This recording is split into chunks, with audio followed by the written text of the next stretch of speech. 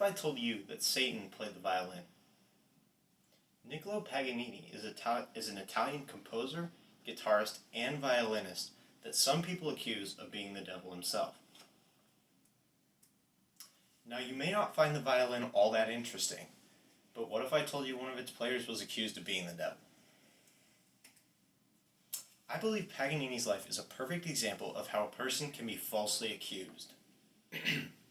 I find Paganini's life very interesting, and I have researched it extensively.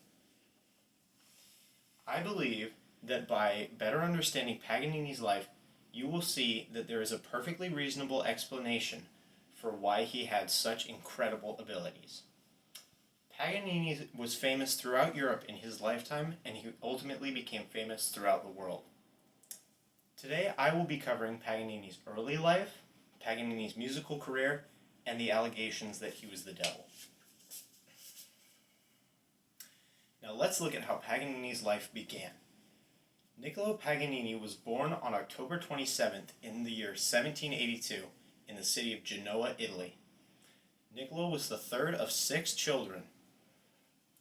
According to lifeinitaly.com, Paganini began playing the mandolin at age 5.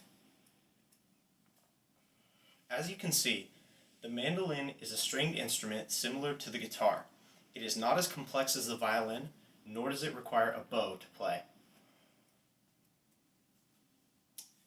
Paganini moved on from the mandolin to the violin at age 7, and by age 11 he had his first public performance in Genoa, Italy.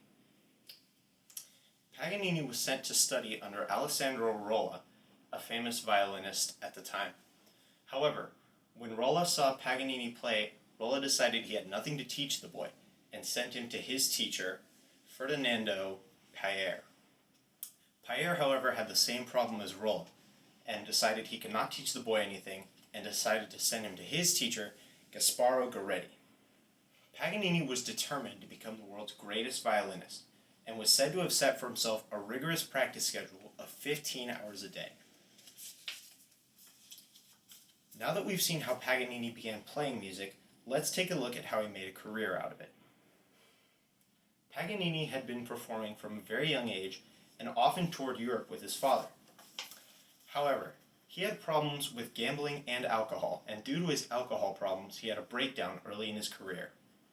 He was able to bounce back though, and according to biography.com, he impressed the sister of Emperor of France Napoleon Bonaparte, Princess Elisa Bacciochi, and landed the position of her court violinist.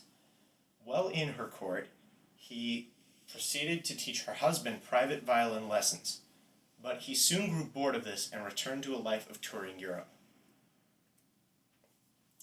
Many violinists believe Niccolo Paganini to be the greatest violin virtuoso who has ever lived. Paganini's technical skills were extremely impressive, but it wasn't just his technique that impressed people. Paganini often played extremely emotional pieces, and it was reported that audiences would often cry when listening to these pieces. Paganini is quoted as saying, "I am not handsome, but when I play, women come crawling to my feet." Paganini was the first virtuoso to play from memory. His 24 caprices for solo violin are arguably the hardest pieces he's composed and potentially the hardest pieces for violin. They were composed from the years 1802 to 1817. Paganini's incredible skills are attributed to him having 2 ailments, those being Marfan's syndrome, which gave him exceptionally long fingers, and Ehlers-Danlos syndrome, which allowed him to be extremely flexible. His flexibility earned him the nickname Rubber Man. Now that we understand Paganini's musical career, let's take a look at why people thought he was the devil. Obviously, Paganini was a very impressive musician, but his competition wasn't happy about that. According to thevintagenews.com, Paganini's competition spread rumors that he only had his incredible abilities because he had either sold his soul to the devil or that he was in fact the devil himself. Paganini also played into these rumors. as he would often perform stunts such as severing the strings on a violin or playing pieces on a single violin string. He would also often wear black and and show up to his performances in a black carriage pulled by black horses.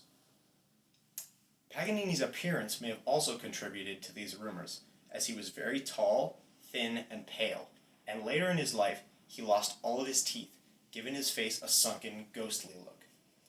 Due to his association with the devil, Paganini was not given a proper Catholic burial upon his death. Despite these accusations that he was the devil, and despite the fact that he played into them, we now know that Paganini was in fact not the devil, but simply an extremely talented and hardworking violinist. So, now that we've cleared up the rumors about Paganini being the devil, my speech must end. So, as you have seen, it turns out Paganini was not the devil, but was in fact just a phenomenal violinist. He had a long career in music and had impressive skills even in his childhood. These skills were attributed to his very impressive natural talent and a lot of hard work and dedication. So remember, the next time somebody tells you that an Italian violinist is the devil, maybe don't believe them.